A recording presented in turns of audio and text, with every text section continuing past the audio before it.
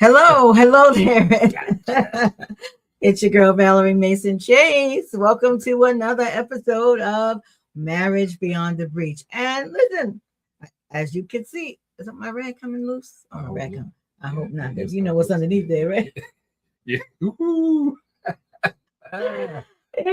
can see I have the Cookie Man here with me this evening. Y'all, it's been as the young folks might say, it has been a minute since the Cookie Man has been on here with me tonight. So what's been going on with you, babe? Tell the folks what's been going on with you since you haven't been on here in so long. You didn't want me on.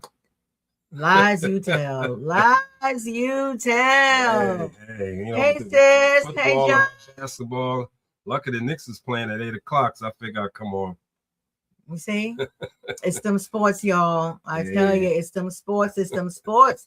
Sometimes I wonder, but I'm telling you right now, when I rule the world, I'm doing away with sports. I don't like them. I've been a sports widow, and it ain't gonna happen. It ain't gonna happen. No. But one of these days, you're gonna be too old and too sick. Nah, listen, I tell my kids to just turn the TV on and leave it on the sports channel. Yeah, but the kids ain't gonna always be here. They're gonna leave to go home at some point. TV don't go off. No, but I'm gonna be the one controlling it. At I'm old, you old too. Yeah, but you're gonna be old and sick. I'm gonna be old and healthy. So anyway, we have a very interesting topic that we're going to be talking about tonight. We're going to get into that in just a minute. Before we do, I want to ask those of you who may not have already done so to, hey, Liz. Oh, Liz said, we got you, Paw. Y'all supposed to be on my moose side. Hey, Liz, the other day I was talking to the kids. I said, listen, I clean y'all up when y'all have a poo-poo. I said, y'all gonna do that for Grandpa when he get on? They both raised their hands. Said, "Yeah, we're gonna do it for you." That's what they say now. I know, right? So, anywho, I would appreciate anyone who has not already done so to please subscribe and like and share. And anyone who's watching tonight, as we go through with the podcast, stop humming. As we go through the podcast tonight, feel free to put any questions, any comments, anything in the chat, and we will do our best to address it. So, babe, what are we talking about tonight? Let's see. What it called? Romanticizing the struggle. Mm-hmm. Are we addicted to dysfunctional love? Yeah. Are we addicted to dysfunctional love? Wow. And you know something? I dare say that a lot of people are. Yeah, and we might have had a little dysfunction. Absolutely. We had episodes in our marriage when I was we had a whole lot of dysfunction. Now, were we addicted to it? We'll find out some more. We'll talk about that some more as we go along. But what is dysfunctional love? What does it mean to have a dysfunctional relationship? And again, anyone who's just joining us, tonight, our topic is romanticizing struggle. Are we addicted to dysfunctional love? And I want to invite you to put any questions you may have in the chat, any comments you may have in the chat. So dysfunctional love refers to a relational dynamic where the emotional patterns that sustain the relationship, they are unhealthy, they are imbalanced, and they are psychologically harmful. But the relationship continues because of the intensity becomes familiar to the partners that are involved in the relationship, and they mistake this dysfunctional dynamic for love or real love or healthy love. So instead of there being mutual care, instead of there being growth in the relationship, instead of there being safety, whether it's emotional safety, physical safety, spiritual safety, instead of that, there's dysfunctional love is often characterized by certain things. So what is a couple of these things, Cookie Man? Let's get the reading glasses. Put your reading glasses on. Okay, I got it. She won't give me the paper, but that's all right. Some of those things are instability and emotional volatility. Okay, so instability and volatility. So it's this kind of up and down, in and out, back and forth, off and on. You know, there are some couples who they've been off and on for 5, 10, maybe 15 years. So there's no stability in those relationships. There's no consistency in those relationships. But isn't that their consistency? But that's not consistent, babe. We consistently on and off. But that's inconsistent. Oh, okay. Consistent relationship is you're either on or you're off. Okay. But all of this on and off, back and forth, you get back together, you break up. You get back together. There's nothing consistent about that. Okay. And there's no chaos. There go my head wrap again. Okay, let me fix. Listen. Shut up! Don't you dare say nothing about what's underneath my head wrap. Listen, that's how I sleep. We just got to keep it tight.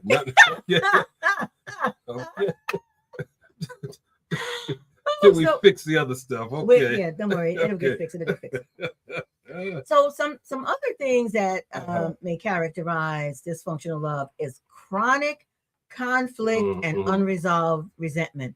Now, all relationships are going to experience conflict. Sure. That's normal. There's nothing unhealthy about relationships having conflict. Every relationship has conflict, whether it's romantic relationship, sometimes friendships, there may be conflict. Sometimes in family relationships, there may be conflict.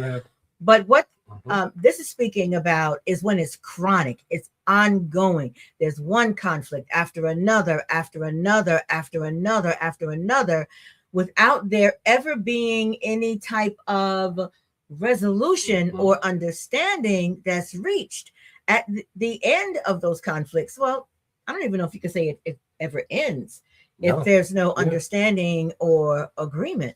And what's something else that might characterize power imbalance or control? Exactly. And so here's a way that you might see power imbalances and control in a relationship, where you have one partner who is extremely, extremely dominant, and the other partner kind of walks around on eggshells, scared to make a mistake, something like that. Right. They're afraid to say the wrong thing because there's going to be issues. There might be an argument. There might be criticism. One person, it's almost as if they have to report to the other individual all the time. You got to say where you are, who you're with, what you're doing. And not that there's anything wrong with that specifically, if a couple has agreed to that and if there is reciprocity and both partners are doing that. But when there's only the requirement on one side, then that's evidence of some sort of power imbalance and control. Sometimes you see power imbalances in relationships too, where finances are involved. Right. Let's say you have one partner who was a stay-at-home partner. Oh, John wants one of these. All right, babe. I'll get you one of these t-shirts. He wants one of these t-shirts. When you will have one partner, and a lot of times it'll be the wife or the woman in the relationship, when in a male-female relationship, who will be kind of the stay-at-home person, stay there with the children. They don't generate their own income. And the other partner will be the one earning the money, but they hold on to it. They hold on to those purse strings very, very tightly. And the other, the stay-at-home person who doesn't have their own income, they may have to ask. Correct. Oh, you know what? If they need a new pair of shoes, or if they want to get themselves a purse or a dress, or maybe just take themselves out to lunch for something. So that's another example of there being a power imbalance and there's some type of control. There might be emotional dependency in a dysfunctional relationship. One partner feels completely dependent on the other. And what else might you see in cycle of hurt followed by what's that say? Reconciliation. Yeah. We're going to talk some more about that, about what that cycle looks like, where there's pain and then there's reconciliation. And then you confuse intensity for intimacy. Intensity and intimacy are not the same thing. So in these types of relationships, the person involved almost normalize, not almost, they do normalize this distress. And the struggle can be interpreted as evidence for passion, commitment, and even sometimes destiny. Some people might say, here might they describe it. We fight hard because we love hard. Ain't that a kick? Well, and I've heard that. And Yeah. again, why doesn't that work for them? This is what I'll say to that. Mm-hmm. It isn't that it's not working on some level, because I believe none of us stay in any type of situation, good, bad, or indifferent, if it doesn't work for us on some level. But a couple saying that it works for them, it's not the same thing as it being healthy. Well, okay. Because you have couples where there is physical abuse and the abused partner stays in the relationship. They've normalized that, but that's not healthy. Well, then it's definitely not. They think it's working, but that's definitely not working. Exactly. It's not working. And I remember many years ago when I was in high school, I was a teenager then. I might have been 17 or so. And I heard this one woman say, she was talking about her relationship, and her boyfriend had just opened up a can of whoop ass on her the night before. And she was saying, well, if a man don't beat you, he don't love you. Listen, I was 17 and I knew then that wasn't right. I was watching mama get a mud hole stomped in her every single weekend, and there was nothing loving about that. There's nothing loving when there's that abuse in a relationship. No. I couldn't believe, and she sat there and she said it with her whole chest. If a man don't love you, if a man don't beat you, he don't love you. Is that crazy or what? Now that's some serious dysfunction right there. So, and I'm wondering what any of you may have heard, those type of sayings where we fight hard because we love hard, or if a man don't beat you, he don't love you. But when I look at that from a clinical perspective, when there is persistent and consistent emotional dysregulation, and when there's relational chaos, these are not indicators of a healthy relationship or a healthy attachment. That's right, sis. So Jackie said, old crazy lies. I know that's right, sis. But sis, they are old lies, but unfortunately, some of them have found their way into modern times, because Frank has said, he's heard people say that we fight hard because we love hard. And there are movies that perpetuate that lie. Yeah, it's the conditioning of the person that's saying this, and then that condition being passed on a generation, and the cycle never being broken, just continues. And that's their way of life. And because they're so ingrained in it, they don't realize that it's unhealthy. Yeah. Someone's controlling you. Absolutely. You're right about that, babe. So what does it mean to be addicted to dysfunctional love? Being addicted to dysfunctional love means a person becomes attached not only to the partner, but they become attached to that emotional roller coaster that relationship creates. They become so dependent on it and looking forward to it and feeling as if this is something that they need. So they might rely on conflict. They rely on that cycle of conflict and reconciliation. They rely on that emotional intensity because it's become a high for them. We're going to talk some more about that dopamine cycle in a little bit. And that's what it is. It's driven by dopamine in the brain. And here's what that cycle may look like. There'll be tension. Then there's conflict. There is some emotional rupture, a huge kerfuffle, as Judge Judy might say. You have this escalation in the conflict. And then you have intense reconciliation. Some people call it makeup sex. And there's that temporary closeness. And then rinse and repeat. Same thing. Tension, conflict, rupture, intense reconciliation, temporary closeness, rinse and repeat. It goes over and over and over again. And because during that reconciliation phase, the person experiences some level of relief and emotional bonding. The brain begins to associate pain with connection, and this can lead to what's known as trauma bonding. And that, let me just say this: trauma bonding does not mean you had a trauma, I had a trauma, and we connect over our traumas. That's not what trauma bonding means. Trauma bonding is an abusive relationship where there is this unhealthy dynamic, and one person becomes so attached to it, bonded, so to speak, because of the trauma that you experience in the midst of that relationship.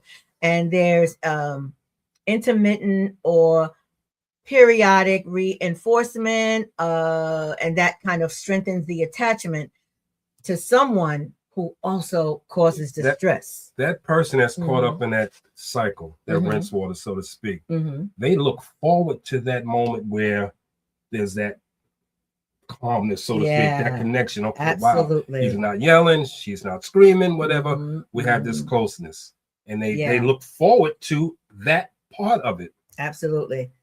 But and I say this to couples that I counsel, Susan, the absence of conflict, the absence of argument, the absence of escalation in and of itself is not alone indicative of a healthy dynamic in your relationship. Because two people, they might not argue, they might not bicker, they may say that they don't have any conflict, but there are other things going on. You could still be disconnected emotionally from one another. There could be some detachment going on. There could be some avoidance going on, some shutdown that's going on. So just because things are cool, calm, and copacetic, that alone does not indicate that there's a healthy dynamic going on in the relationship, because you have to look at other things like emotional connection. That is a great indicator of whether a relationship is healthy or not. Like you said, you can be in a house and we might not say 2 words to each other all for a week. Yeah. Oh my goodness, I can't imagine that.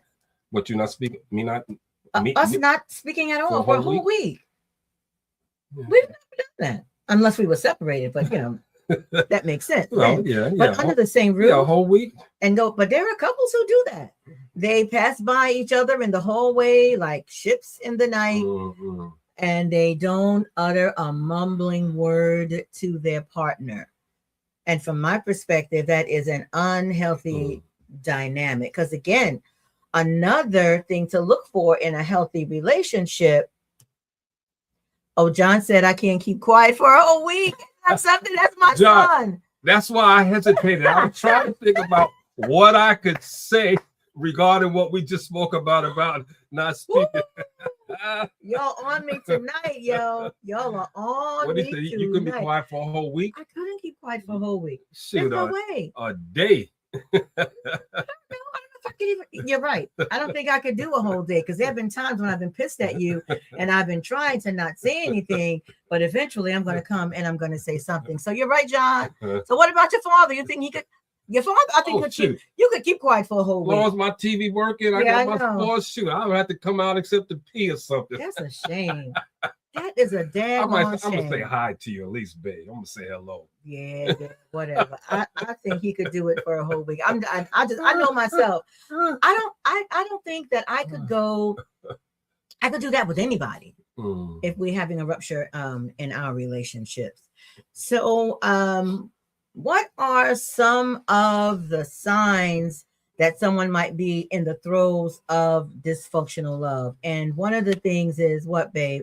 They feel most connected during crisis. Most connected during crisis. Oh, even my sister Jackie, she told me, she said, no, I can't. Wow. So what you talking about, Willis? What you trying to say, that I talk a lot? Yeah, I do.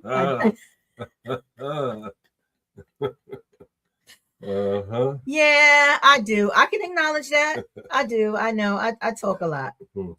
So They feel most connected in the midst of a crisis. When it's calm, when it stays calm, stable relationships feel boring, or they might say that the relationship lacks chemistry. Yeah, so what's wrong with us? Yeah. And listen, not for nothing, but there are some women who say the good guy is boring, and they are attracted to, and they look for the thug. They look for the bad boy. But listen, there's a lot of ish that comes along with the thug and the bad boy. You may think that's what you want, but sometimes we want it until we get it. Something else, that another sign that someone might be in the midst of a dysfunctional love or dysfunctional relationship, they repeatedly return after harmful behavior, even after betrayal, manipulation, or emotional harm. And I think that there were absolutely periods in our relationship where we fell into this category, where we kept coming back to each other after there was betrayal. We had no business reconnecting at that time because the betrayal didn't stop. Well, but just level of comfort, We were kind of used to each other, and we were used to that level of chaos and dysfunction. You come back after there's been harm, emotional harm, physical harm, financial harm. Even after all that, you still come back to the relationship. And sometimes you can rationalize or minimize unhealthy dynamics. What's some of the things they might say? Every couple's fight like this. Right. They didn't mean it. It's just passion. Exactly. And those are phrases that individuals may use when they are in the midst of an unhealthy, dysfunctional, toxic relationship. They think every couple is like that. They think every couple fights like that. They say, oh, well, he didn't mean it. She didn't mean it. Meanwhile, they done gone upside your head 5 or 6 times. And you say that they didn't mean it. Well, hell, what did they mean when they were knocking you upside your head? What did they mean when they were slamming you into the wall? How could someone not mean that? How could that not be intentional? Listen, I'm not saying that I'm right, but I'm just saying this is my perspective. I don't think that you can unintentionally slam your partner up against the wall, or unintentionally punch them in the face, or choke them out, or knock them upside the head. There is a level of intentionality that is associated with that. Now, if someone has a serious psychotic break and they have this blackout and they do things that are uncontrollable, then that intentionality may not apply. But in every other type of situation, yes. Excuse me. They meant it. If he punched you in the face, if she punched you in the face, she meant it. Some other signs of that someone might be in the midst of a dysfunctional or toxic relationship. Emotional highs and love feeding and emotional highs and lows. Oh, lows. Okay, that look like love. Let's see. I ain't because you ain't got your reading glasses on. Okay. Say it again. Okay, let me put the glasses on, y'all, so I can see. Put your glasses on. Emotional highs and lows, feeling intoxicated. They feel intoxicating. Highs and lows. It's intoxicating.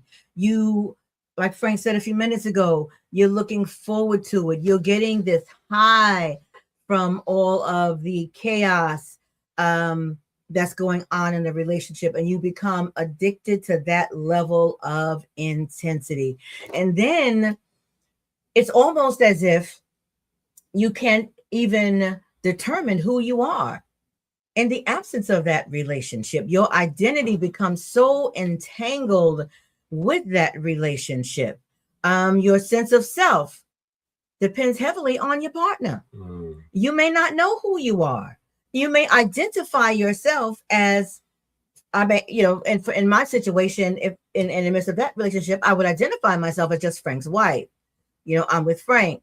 I'm Frank's partner. But who is Valerie? And when an individual is in that type of situation and not being able to know who they are in the absence of that relationship, that's from my perspective, that's an issue. There's a problem there, because I think the healthiest relationships take place with two healthy, fully realized individuals. Listen, I know that the woman said it in Jerry Maguire when she said, "You complete me." But if you got to depend on someone to complete you, that's a problem. You are supposed to be a whole, fully realized individual yourself. Now, we can complement one another, but I don't believe in this whole idea of completing one another. So you just been a half a person, or 1/3 of a person, or 3/4 of a person waiting for this relationship. I see you got a quizzical look Yeah, on because your I'm face. saying, Say that. what is the completion is, okay, this person has recognized himself as an educator, nurse, whatever the case is. Yeah. But for their inner completion that they have in their mind requires, like a better term, Yeah. that husband, those children, and grandchildren. That completes their cycle of life, isn't that? But why? Why can you not be complete without the husband, or without the partner, Well, or without the relationship? That would apply to a person who doesn't have those ideas of completing themselves. No, but that's my whole point. Are you not a full, complete person before the relationship? I guess in the way you're explaining it, no. So the way I think about it, they are completed, or I'm completed. But for me, that completion is what I wanted for my life. A wife or husband. You want? Well, I disagree. I just can't wrap my brain around that whole concept of someone, an individual comes into your life and now you're complete. And before that, you weren't complete. I believe we should be complete, whole, fully realized individuals. And when we enter into a loving and mutually satisfying relationship, that person complements my life, but doesn't complete my life, because I'm a whole person before we meet. Well, sure. Before one person enters the life of the other. So what do y'all think? What are your thoughts on that? Do you ascribe to the idea of a partner completing you, or do you believe that it's more the aspect of a partner complimenting you where you are in your life at that time, and you're already complete? I'm interested in hearing what you all have to say. So just put it in the chat. I'd like to hear that. So we want to talk about now why dysfunctional love might feel so compelling. So there are several psychological mechanisms that make dysfunctional love feel powerful. There's that, we kind of touched on it, that intermittent cycle where there's that reinforcement. There might be some love bombing that's going on. So in behavioral psychology, unpredictable rewards create the strongest behavioral attachment. When it is completely unpredictable, when affection is inconsistent, the brain becomes fixated on earning that love, on earning that attachment. So we mentioned the dopamine cycles earlier. So here's what the dopamine cycle is. A dopamine reward cycle refers to that neurological process where the brain learns to seek, repeat, and become motivated by experiences that produce pleasure or relief. Dopamine itself is a neurotransmitter that's heavily involved in motivation, it's involved in anticipation, it's involved in reward learning and reinforcement of behavior. And dopamine is often explained as the brain's pleasure chemical. But another way of looking at it, another possible way of looking at it from a clinical perspective, is it's the motivation and learning signal that tells the brain that experience mattered. Remember it and seek it again. So that dopamine cycle says, that this neurotransmitter dopamine is going on and off in the brain when there is that love bombing, when you have that reconnection, and now your brain is telling itself and convincing you that, hey, this experience mattered, this experience was significant. I got to remember, I got to figure out what I need to do to get it again. So the relief, that relief in that cycle, it releases dopamine and oxytocin, and that reinforces that bond. And we talked about it before about that trauma bonding. And that's when pain and comfort come from the same person. Go ahead. No, I'm playing in my head about this reward thing. You know, I'm looking at it from a marital aspect. Yeah. And not to say it's true, but I'm just wondering, don't we do things in a relationship anticipating or wanting a reward?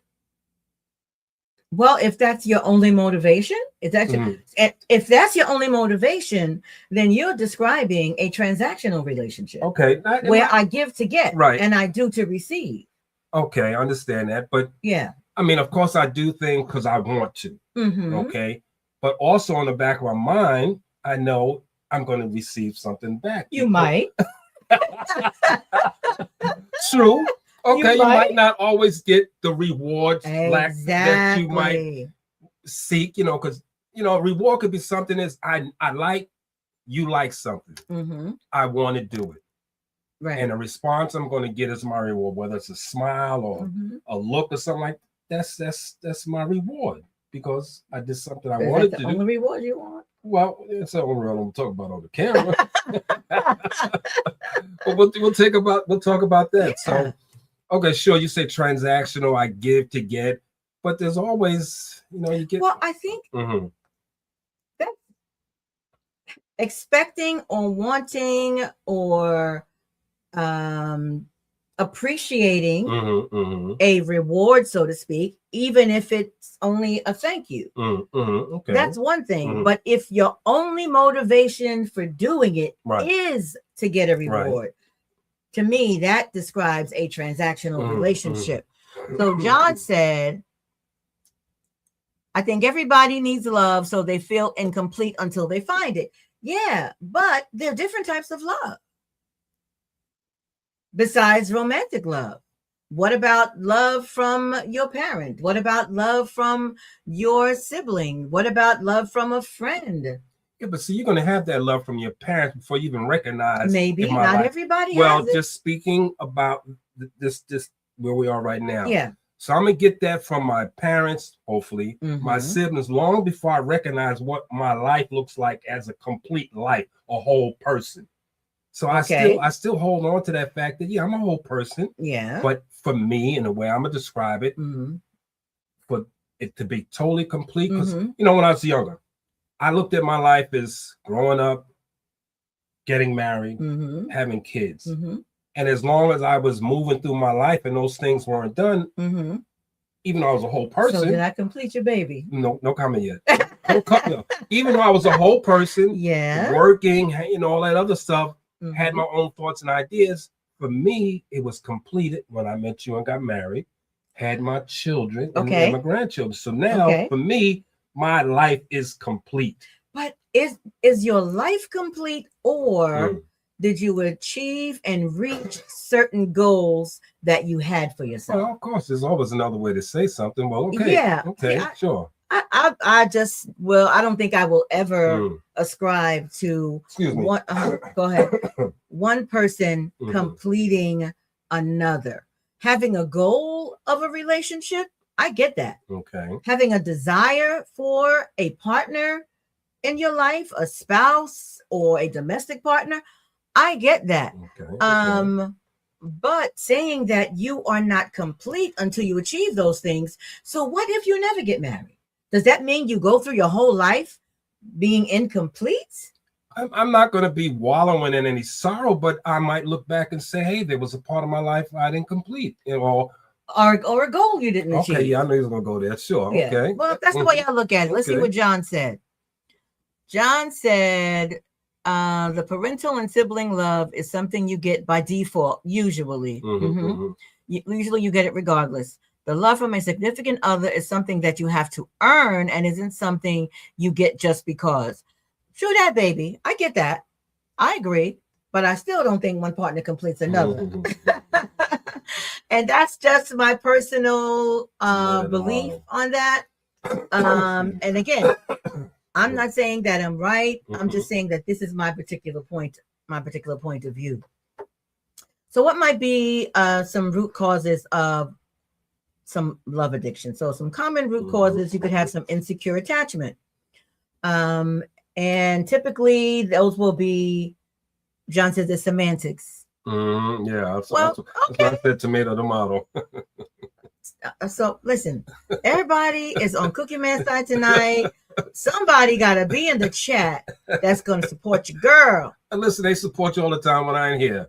So they supporting us now. They want me to have a return appearance. Oh, I see. That's what it is. So an insecure attachment, a lot of times individuals with anxious attachment or disorganized attachment styles, they might equate emotional unpredictability and instability with love. Okay. Well, Liz said she agreed with my move. Thank you, daughter-in-law. Liz, you called me and asked me to watch the kids. Thank you, daughter-in-law. What are some other possible root causes of love addiction, babe? Oh, okay. Childhood emotional inconsistency. Yes. If you grow up with caregivers who were loving at times, but unavailable or unpredictable, they might show up and they might not. They might be there and they might not. Sometimes they demonstrate love to you and other times they don't. Another possible root cause of love addiction is early exposure to conflict-based relationships. Oh, yes. Witnessing chaotic and volatile relationships. You may eventually internalize that as normal. In fact, that is your norm. That's what you consider normal because that's all you've seen. Sometimes with couples that I counsel, and I will ask them about healthy relationships that they have witnessed throughout the course of their life. And some have, from their point of view, have never witnessed a healthy relationship. And so then they begin to believe that what they have seen is normal. Right. Right. I started to say that because you can witness relationships and it seems healthy and normal. Right. Until I guess you get to a certain point where you now can think back and say, hey, you know what? That wasn't all that healthy. Yeah. And that wasn't also normal. But unfortunately, you might take that with you into your own relationships. Right. Well, you more than likely would. You more than likely you would. But I'm talking more about where there is obvious chaos and dysfunction going on. And that's what you see. Like in my case with Mama and her husband. All that dysfunction that was going on, the physical abuse, the emotional abuse, and all the other stuff that was going on in the household. I witnessed all of that. And what healthy relationship did I see? I think Cousin Willie and Cousin Ann. I don't think you've ever heard me talk about Cousin Willie and Cousin Ann. That was a couple. That was Mama's cousin. I remember Cousin Willie and Cousin Ann. They lived up in the Bronx. And I don't know what went on behind closed doors. Of course not. But every time we would go up to visit them, oh my God, she was the sweetest, kindest person that I knew at that time when I was growing up. And she had this little sweet voice. And she would say, come on now, Willie. He would just love on her and he would put his arm around her. And I would sit there and I would be in awe of their relationship because we'd get back home and it'd be pure hell. There was all this chaos going on. So Jackie, you remember Cousin Willie and Cousin Ann? Yes, I remember them so well. Yeah. that is the only healthy relationship that I can remember witnessing when I was growing up. All the others were chaotic. Uncle Robert and his relationships, chaotic.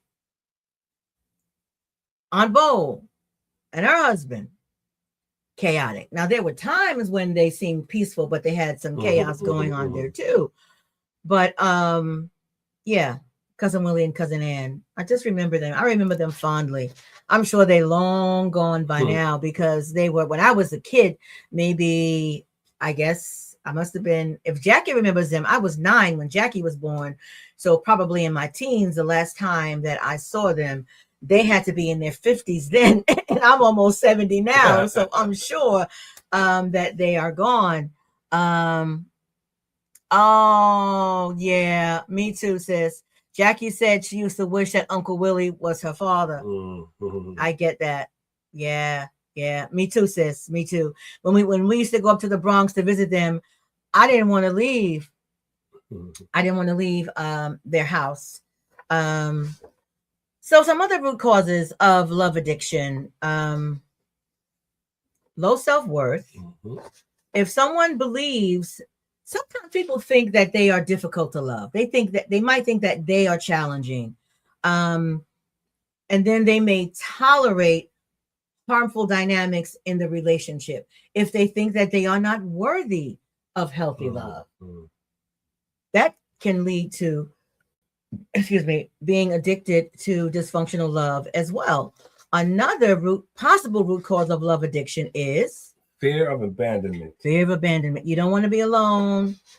You just want that warm body next to you. You don't care what's going on. You don't care how they treat you. You just don't want to be alone. You want that person there no matter what. Also, if there's some trauma history, if there's been relational trauma, or if there's been trauma in your family of origin, again, you might interpret that intensity as intimacy. So that also is a possible root cause of possible love addiction.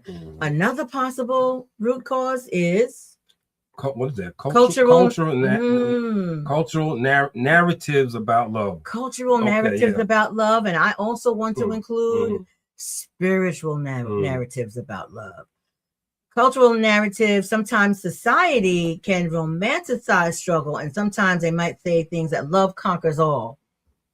If it's hard, it must be real. We fight because we care.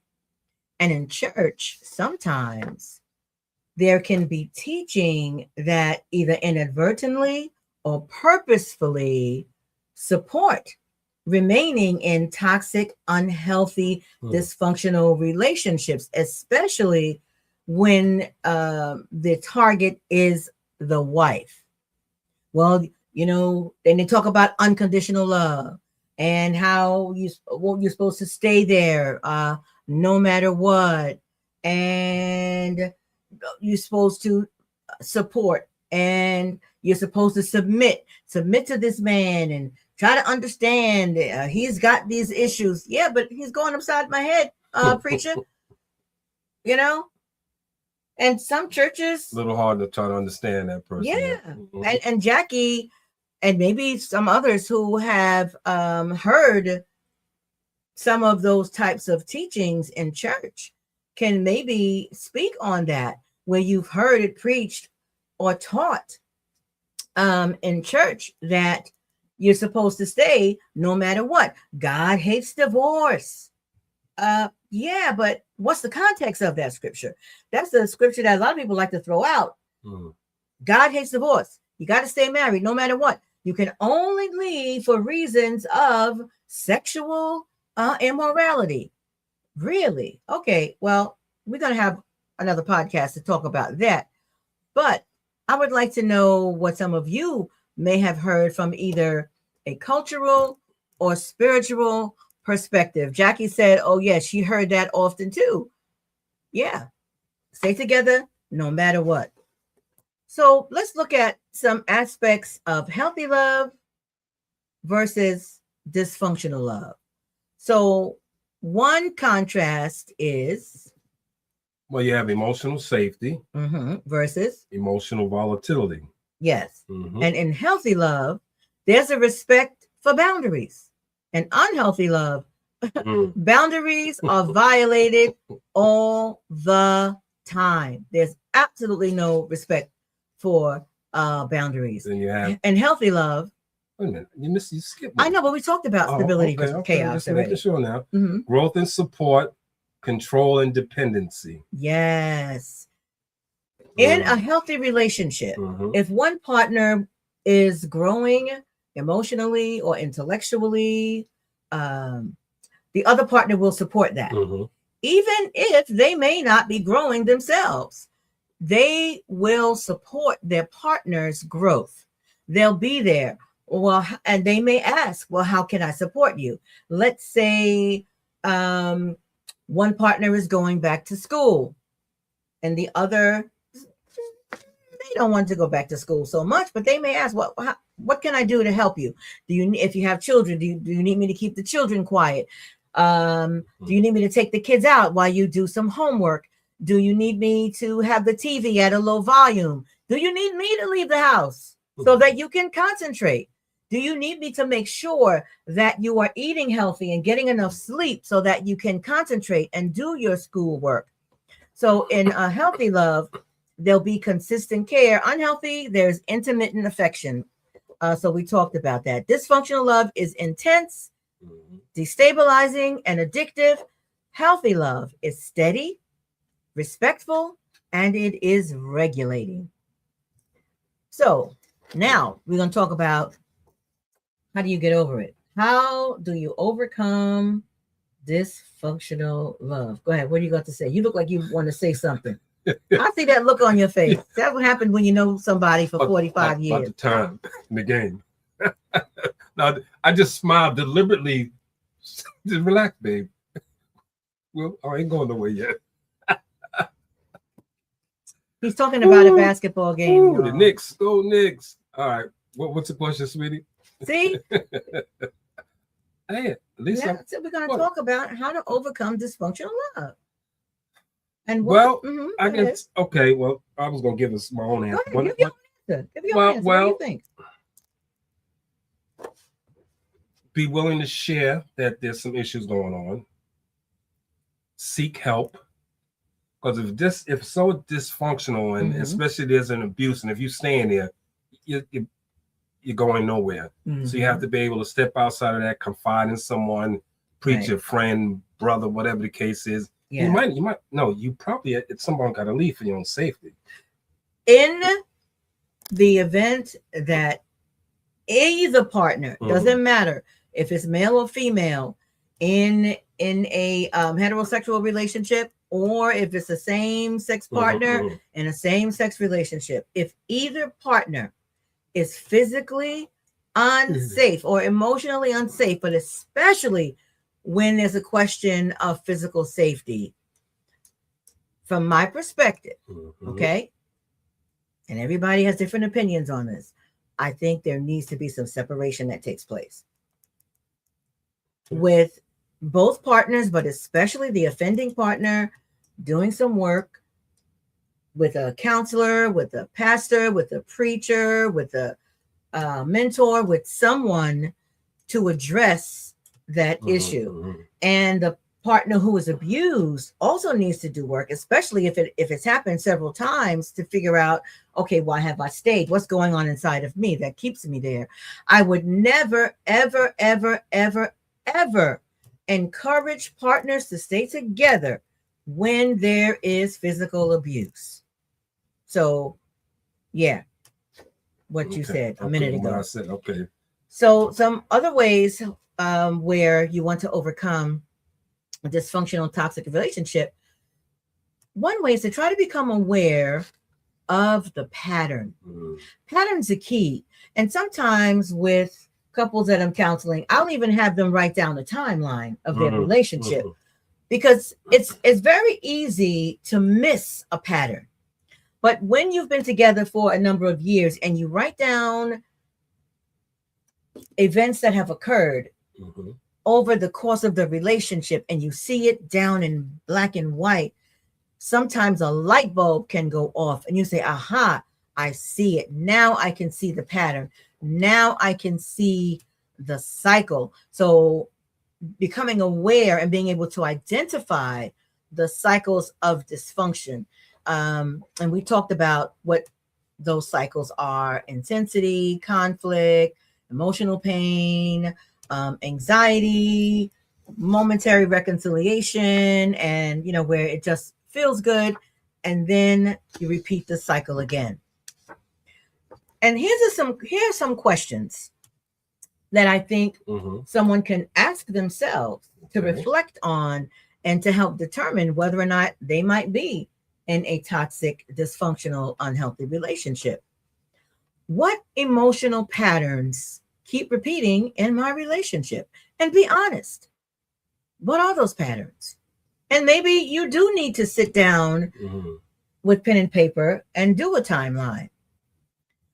Another question to ask: when do I feel most connected? Is it during peace or is it during crisis? If you feel most connected during crisis and levels of high intensity, then you just may well be in the midst of an unhealthy, toxic, dysfunctional relationship. Another question to ask: am I attached to the person, or am I attached to the emotional intensity? Because sometimes we're attached to that. Go ahead, baby. No, I was going back to the second one. It said when you feel most connected. Now, I guess the operative word being most. Most, right. But I was also thinking during a crisis, I'm not talking about a crisis where you're getting beat up by me or something. I'm talking about a crisis that we have to face together. And because we face it together, there's a sense of really feeling connected. Yeah. That can happen, but that's not the type of crisis that we're alluding to here. Okay. We're talking about really chaos inside a relationship, or when there's been extreme volatility, or there's been rupture, there's been escalation, there's been that. That's the type of crisis that we're talking about. Excuse me. Another way to try to overcome an unhealthy, toxic, dysfunctional relationship: redefine what healthy love looks like. Redefine what it looks like. And you may need to work with the therapist in order to define that. What does a healthy, loving relationship look like? And I ask that question of couples that I counsel on a regular basis. What does love look like to you? What does healthy love look like to you? And I will ask them to answer that separately and then come together in a session, because I want to compare what each person has said, and now we share it. Because sometimes we have to stop and think, because right off the top of your head, you may not be able to say what healthy love looks like. I see you thinking. Go ahead. Yeah, I am. Because how do I want to phrase this? What does it look like? One might say, well, we have a healthy love relationship, and this is what it looks like. We don't argue. We never cross our eyes at each other. We don't do these things. Okay. But that's healthy for y'all. Now, in a sense, I when you're in a relationship, marriage, and you have a long-lasting relationship, there's going to be some heated discussion. Absolutely. And what makes it healthy? You have those discussions, but you don't hold a grudge. It doesn't linger. You're able to come back and talk about it now without the yelling and everything else. Right. That looks like a healthy relationship, as opposed to that bland stuff where we just all walk around all giddy and gay, and we know that's some BS. Well, in my opinion. And what you're talking about, from a clinical perspective, we call that rupture repair or conflict repair. And how a couple can repair after a conflict is very indicative of the health of their relationship. And, there's I talked about John and Julie Gottman all the time. I love the Gottmans, and I love Gottman therapy. when it comes to counseling couples. Look at that. How do you repair after a conflict? Do you walk around mad at each other for several days? Mhm. Do you not talk to each other for several days? Or are you able to come together after you may have to spend some time self-soothing. You may need some downtime to process what has happened and self-soothe. But are you able to come back, talk about whatever the conflict was or what might have precipitated the conflict, and have a regular conversation about it without the volatility? That is a healthy rupture repair. Interrupt the dopamine cycle. And we talked about what that dopamine cycle may look like before. Another way to overcome and counteract being in a toxic, unhealthy, dysfunctional relationship, strengthen your own personal identity. Work at building up your ego strength. Because people caught in love addiction, they often experience identity fusion, where there's this fusion between yourself and the other partner, and you become dependent on them. And recovery involves rebuilding an individual identity. And some ways that you can do that: creating your own personal goals, having some hobbies and interests that you are involved in on your own that don't necessarily include your partner. Also, what else? Spiritual practices. Spiritual practices. You could have your own devotional time. Are you going to church? Are you praying? Are you reading scripture? Whatever your spiritual practice may be. Maybe you're not a Christian. You could be a part of Islam. Are you going to, it's masjid. I think it's called the masjid for people who are involved in Islam. Whatever your faith tradition is, what are those spiritual practices? Developing friendships, especially those that have nothing to do with your partner. Your own friendships, not your partner's friends or another couple that's attached to your partner, but your own personal friends. It can also involve some exploration in terms of career change, or avocations. The goal is to shift from a relationship-centered identity to a self-directed identity and living. Because when a person's life becomes fuller, the emotional grip of the relationship very often will weaken. When you become stronger, the grip of the relationship becomes weaker. Some other ways to counter being in a toxic or dysfunctional or unhealthy relationship I'm sorry. Yeah, go ahead. Before we move on. Because you had, my mind went back to one's life being completed. Are we on that again? Right. And then you're talking about in your relationship, something to develop. Right. Hobbies. Right. So if I need to start developing these things, does that mean my life was not completed? Or there's an aspect I still need to complete for myself? Complete? I want to just remove that language. Okay. I don't look at that as not being complete. I look at that as not having a strong identity of self, not having a strong self. There is a type of therapy and counseling called internal family systems, IFS, and that looks at parts of us. We all have different parts. You know how sometimes you might say, wow, a part of me wants to do this, but another part of me wants to do that. So we have these parts. We have the manager parts, we have the firefighter parts, we have the exile parts, but the real where we want to focus and where we want to strengthen is what's known as the self. Because even though we have all these parts, we want to strengthen what is identified as the self.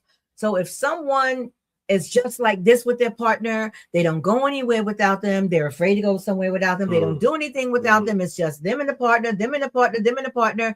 They have no goals of their own. They don't have any friends of their own. They never do anything on their own. They don't have a strong sense of self. Okay.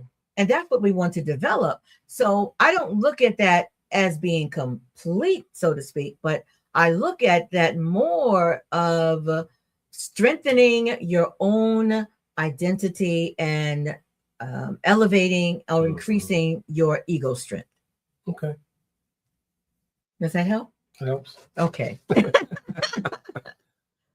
I'm Go ahead. I'm hanging out with the boys next week. You all right with that? I got to look at my calendar first because we might have plans. No, I'm not doing. I'm just kidding. Yeah, I have no problem with that. No. Another way to counter being in an unhealthy, toxic, dysfunctional relationship. What you do? Establish and maintain boundaries. We talked about that earlier. Yes. Not just establish boundaries, but you must enforce the boundaries. And I'm going to say this.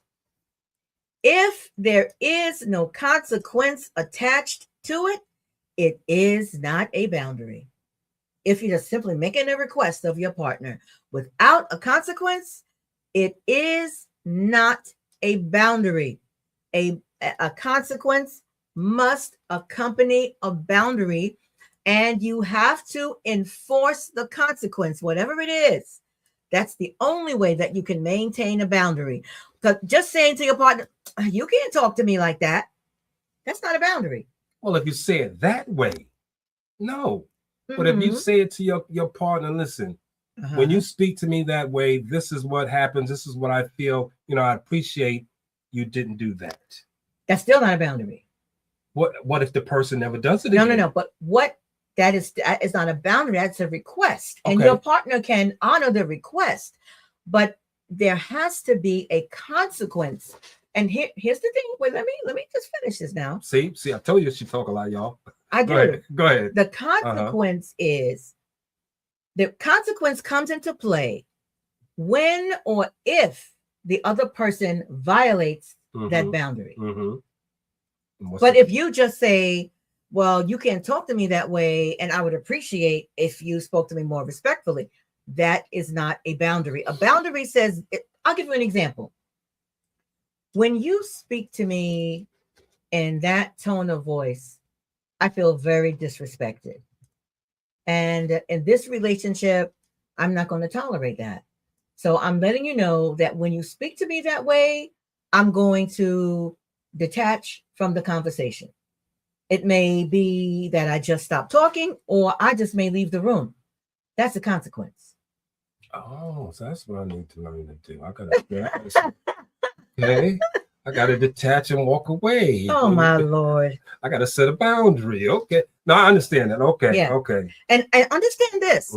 Boundaries are not about punishment. I'll say it again.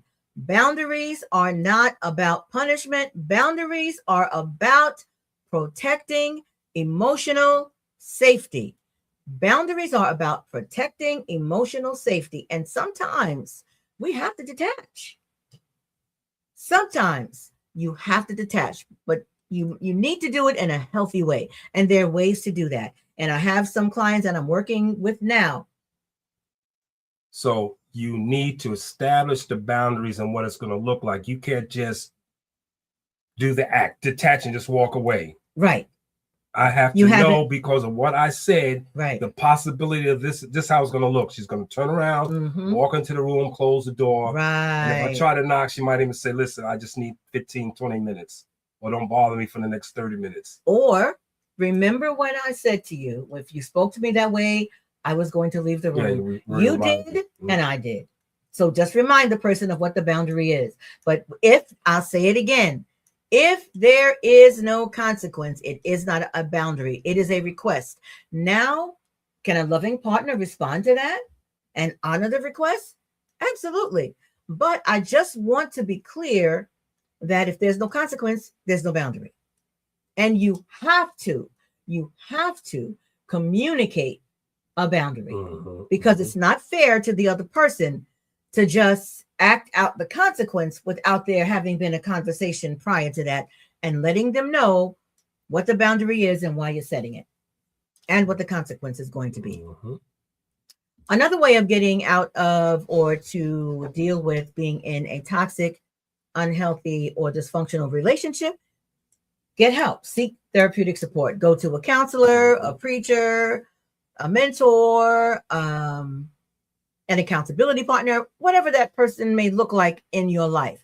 But you may need help. Professional support actually can help accelerate the healing process, because it can help to not only identify but address underlying relational patterns that have existed that you may not have noticed before. And there are several approaches that your counselor could use.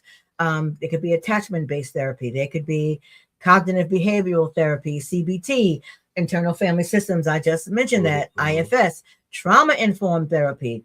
Therapy can also help individuals develop healthier partner-seeking patterns. Sometimes your picker is off.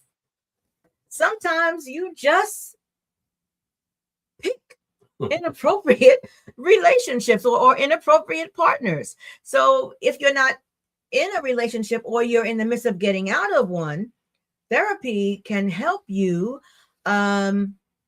choose healthier partners and healthier relationships. Well, if you're out there with the basket, you're liable to pick something wrong once in a while. The longer you're out there looking, liable to get a bad apple. Well, I don't know. I think sometimes the longer you look, maybe it increases the possibility of choosing a better one because you don't jump at the first Joe Schmo that comes along because he cute or he got washboard abs or he make $250,000 a year. He drive a fancy car. But what is his character? Oh, please. What is her character? Let all those things be in place. Mm-hmm. And he looked like, who is it? Who is it? Idris Elba. Yeah, you jumping at. You wait. Well, let me wait. I'm gonna wait. No, he can't just look like Idris. It's got to be Idris. Oh, I see. If it's Idris, I'm sorry, babe. But see, before it was Denzel. And no, not Denzel. Oh, he was no. Okay. No, Denzel is on a whole nother level, a whole nother plane. I never thought of Denzel in terms of any kind of romanticism or anything like that.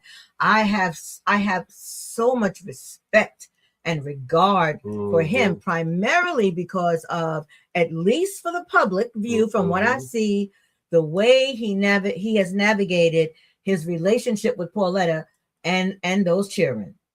I have so much respect for him for that. Now, Idris, that's a different thing right there.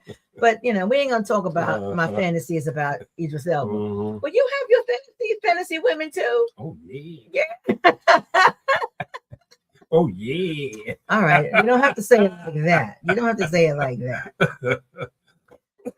Also, have patience as you go through the healing process because it's going to take time.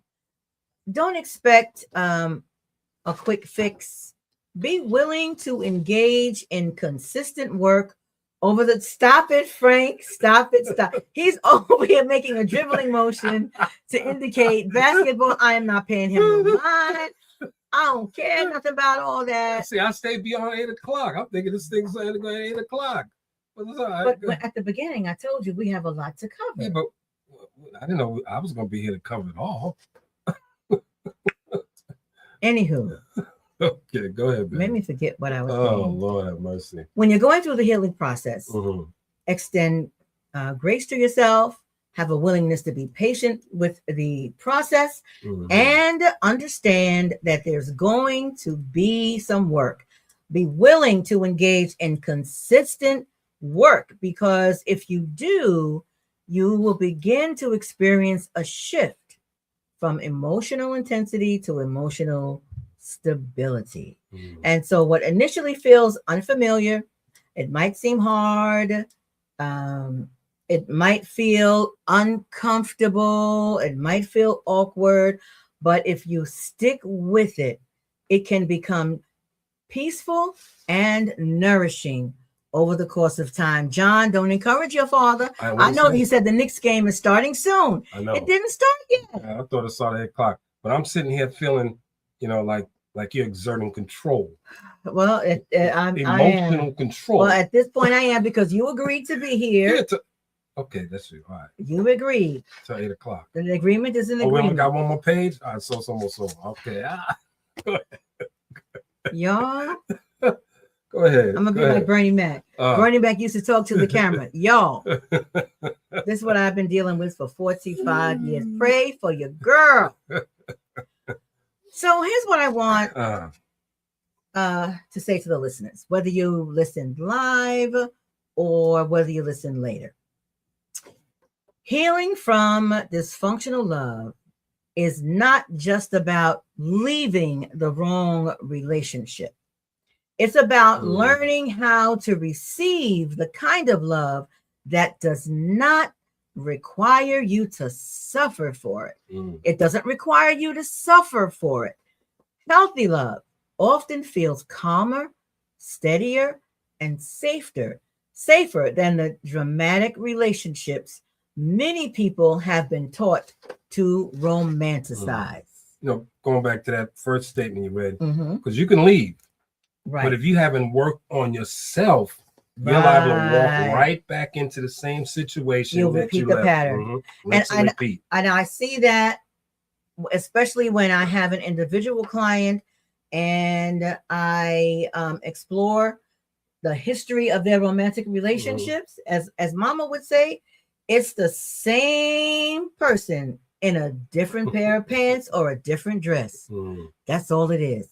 And again, it's about being able to identify patterns and then interrupting those patterns, interrupting those cycles, being willing to do the work to accomplish that.